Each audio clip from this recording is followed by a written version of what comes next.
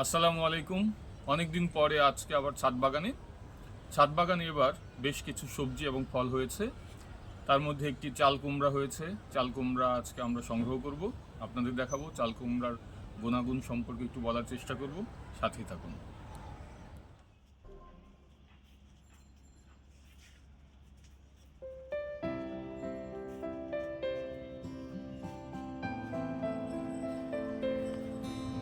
চাল কুমড়া বা জালি কুমড়ার ইংরেজি নাম হোয়াইট কার্ড।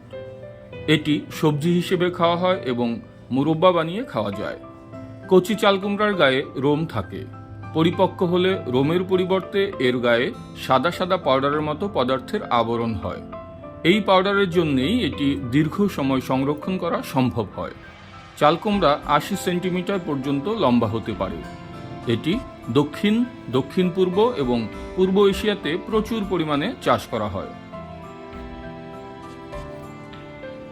চাল কুমড়ার ফুল এবং পাতা বেসন কিংবা ডাল দিয়ে মেখে ভেজে খাওয়া যায়।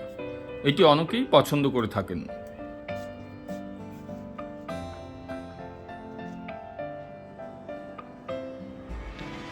আসুন জেনে নিই চাল কুমড়ার কিছু উপকারিতা।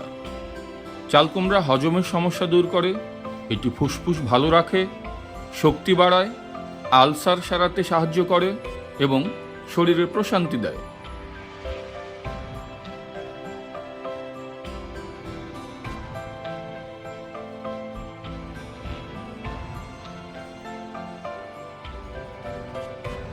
আমরা এখন চাল কুমড়াটি সংগ্রহ করে নিচ্ছি।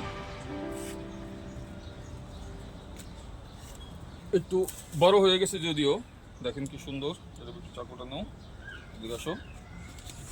দেখেন কি সুন্দর একটি চাল কুমড়া। একটু বড় হয়ে গেছে কিন্তু তারপরও কচি আছে, আমি দেখতে পাচ্ছি।